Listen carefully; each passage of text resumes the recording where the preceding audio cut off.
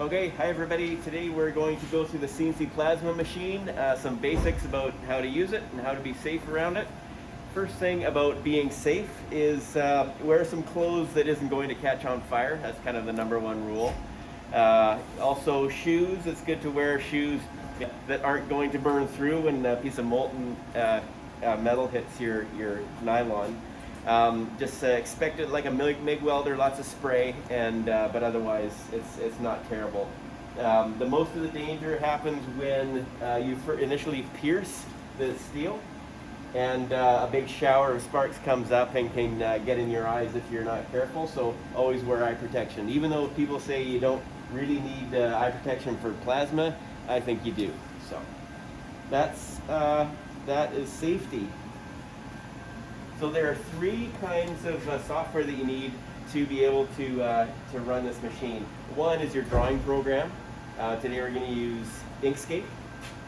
You can also use Fusion if you're talented in that regard. And then we're going to use a tool called SheetCam, which takes your SVG file or your DXF file and turns it into G-code. That's the key tool to learn in this. And then we're going to use a tool on called Fire Control, and Fire Control really just runs your G-code and also allows you to manipulate the machine and do things manually. Okay, so this is called the water tray. This is our Y-axis.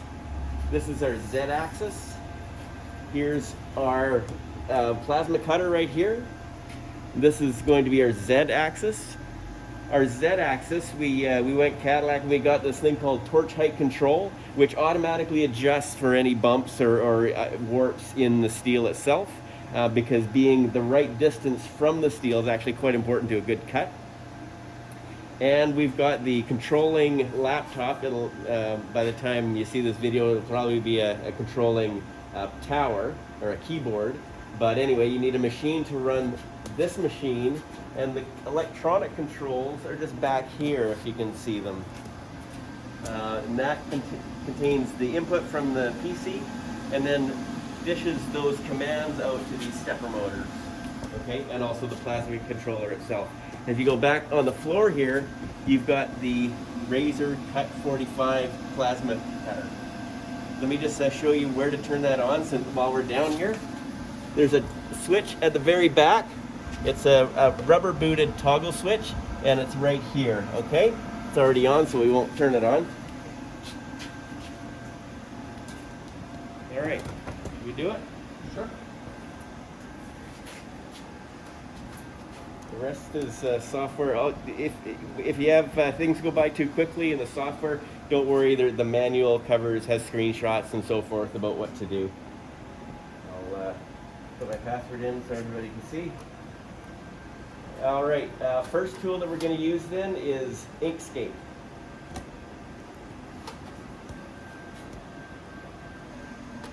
Okay, and let's see, in Inkscape I'm just going to do a circle.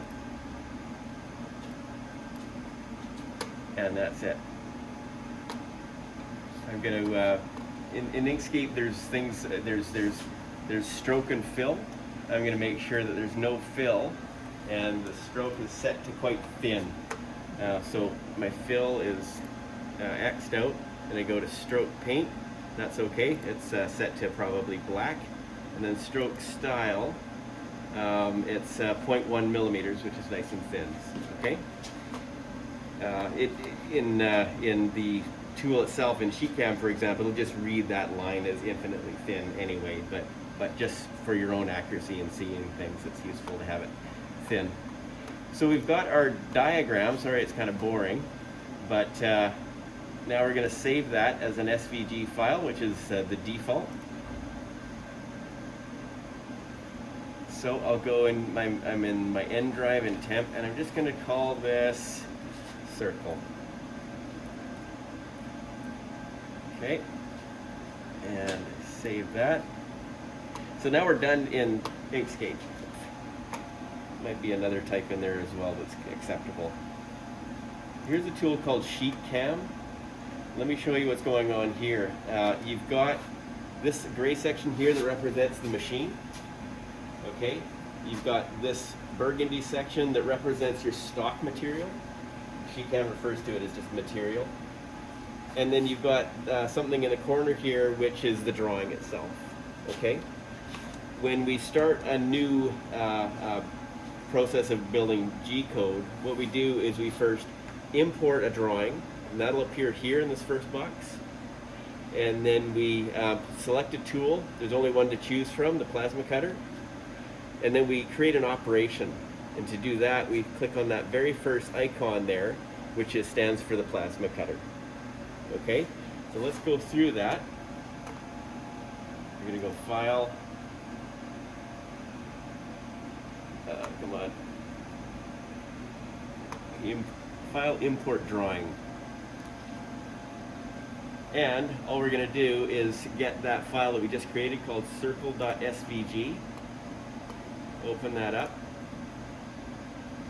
We've got some scaling options. We've standardized all the tools to be in millimeters, so Inkscape is in millimeters, and Sheetcam defaults to millimeters, and so does Fire Control. If you don't do that, then there's confusion everywhere, and that means also that we just do a one-to-one scaling on everything. So the scaling is here. The drawing position means we selected a point that is this bottom left-hand corner right over here. If we selected the middle, it'll appear in the middle, okay? And we click OK. You want to use this drawing for the job name? Yes. That's kind of big. So I'm going to go, because it's so big, I'm going to go into Zoom and do Fit Machine. And you can see our circle is just down here. Okay, so we're most of the way there. The only thing that remains is we need to set some parameters in this job. So there's about 3 things to worry about in this screen. The layer, if it doesn't come up to select the layer initially, you will need to select one. And that's actually a good example of the things the glitches that might come up. So I know when I first did one of these jobs, it hadn't selected a layer automatically. It selected a layer of blank, and you would think that it would tell me that that's what I did, but it just kind of gave me errors saying the G-code won't run. Okay. So that should be black. Layer is black. That's right. So we've chosen black. If in Inkscape, for example, we had a black circle and a blue circle, that would represent to Sheetcam that you want 2 different jobs, okay? And feed rate, if we go back into the website here, let's go into the forum, and let's go to tool instructions and CNC plasma cutter. There's a community run cut chart I think it's Langmuir that hosts it. Essentially it just gives you a whole bunch of different material thicknesses and what amperage you should use and what speed rate you should use, okay, inches per minute. So there's one thing that we need to do. Let's just look up our material here. I know that it's about an 1/8 inch thick, okay. So we've got H-in thick material, hot rolled mild steel. It says to use 35 amps and a speed rate or a cut rate of 50 inches per minute. Okay, so it's nice that they've done this, because otherwise it's a kind of a guessing game until you get that right. So it means we need to do 2 things. One is we need to go down to the plasma cutter and select 35 amps. So go down to this knob here, click, click, click, and I select 35 amps. Okay.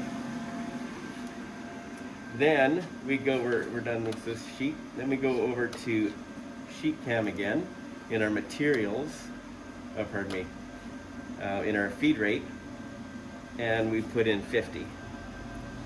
Okay. There's only one thing that we need to do. Everything, there's a lot of options here, and you might get into these at some point, but typically these the defaults will work.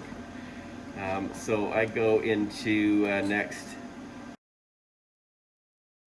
edit material. And think about this as meaning edit the stock, or what kind of stock are you starting with?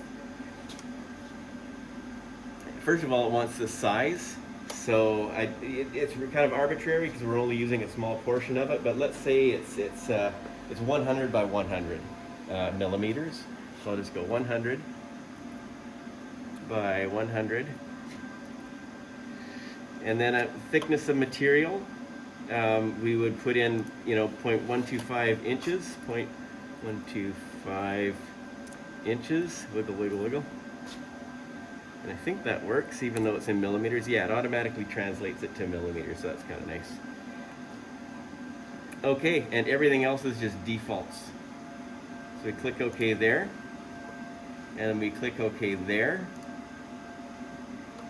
and we're ready to do a post-process to generate the G-code.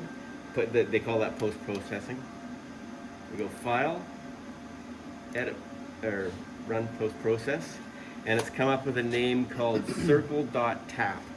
So tap is, if you open up the tap file, it'll have a bunch of G-code that you can read, and that's what's going into fire control. Okay, and it gives me a message box saying no errors, so I click OK. Now I go over into the third tool, which is fire control. And first thing is to load that G-code that we just created, and it's prompting me to say, asking me if I'm sure that I want to blow that previous one away. I go to circle.tap, which is what we created. Open that up. Should be a circle, that's good. So we're almost there.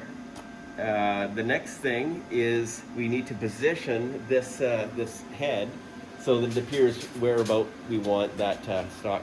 So if you use the laser cutter, this is actually, this is pretty familiar for you probably, but there is a difference. Okay.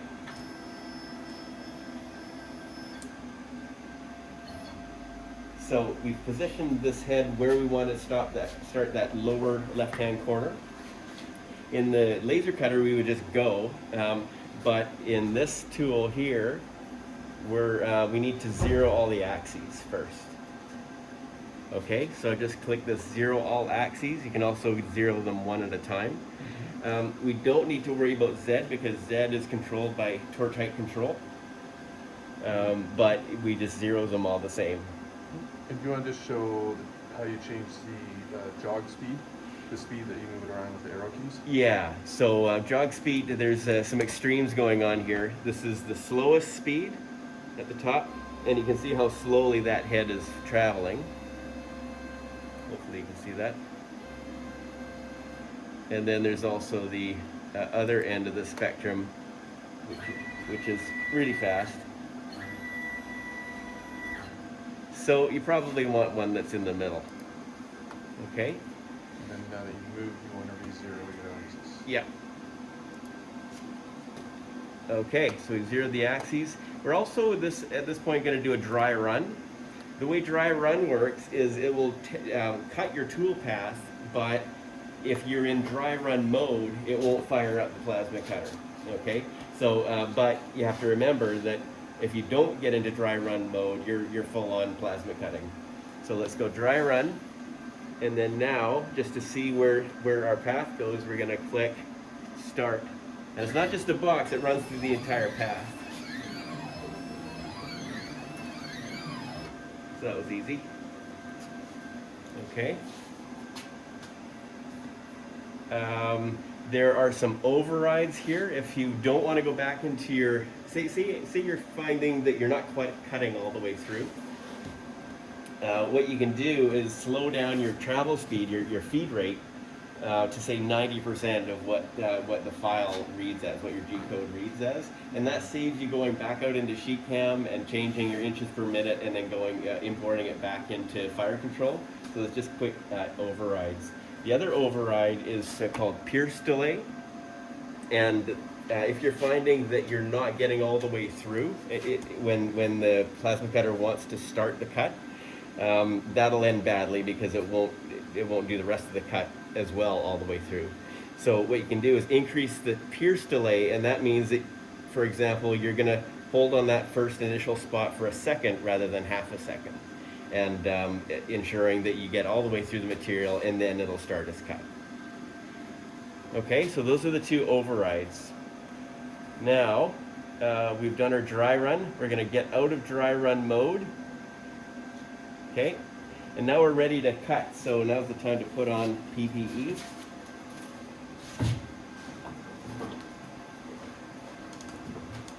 And is everybody ready? I think so. Okay, let's do this. I can't see. Okay, fire in the hole.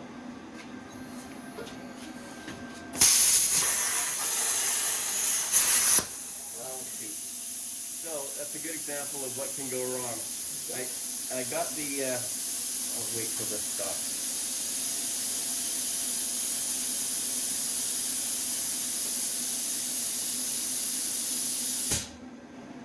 Okay, so what happened there is the plasma cutter went over a spot that didn't have any steel underneath, so it loses its arc, and the cut fails. Okay, so what we're going to do now is just reposition, so we know we're going to have steel under our whole cut, including any cut lines. We want to make sure we're avoiding any previous cut lines. What about these standoffs? Do they just get cut through? Eventually, but they'll last a long time. Yeah. Like, is this thing so precise it's going to literally stop cutting at the top of that, or? It's a lot like or the it's gonna laser. cut it through?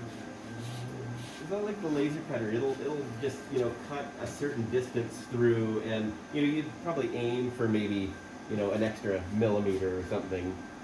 But if you say your amperage were set so that it's cutting too deep, it'll cut into this slat, but it's no big deal because Okay. they're They disposable. just get cut out. Yeah.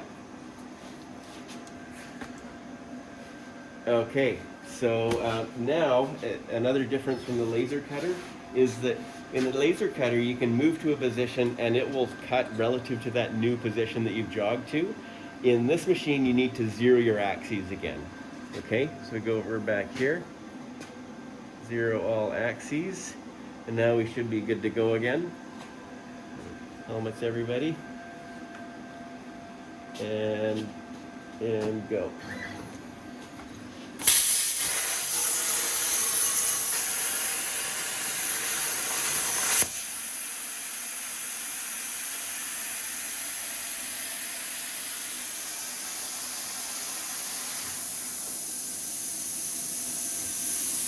So should be able to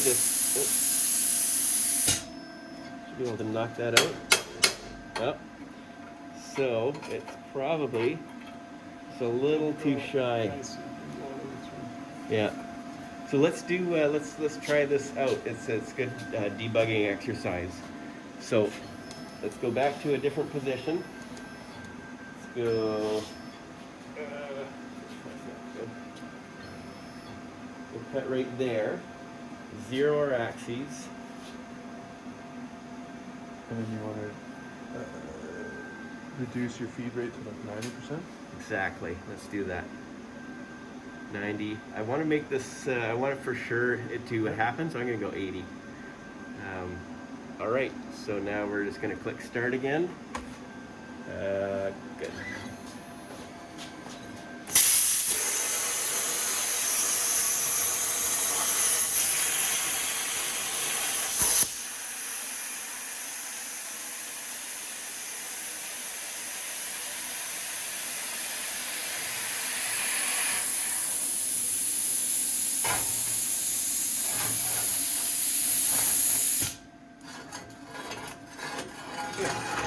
So all that's really happened here is that it's got a little tiny bit of molten steel that's reattached, but let's knock it off. Quite often what you'll get is some dross on the underside, And that's no big deal, that's okay, because that's just part of the process. It'll actually just snap off with some pliers, or you can, you know, hit it with a flap disc, for example.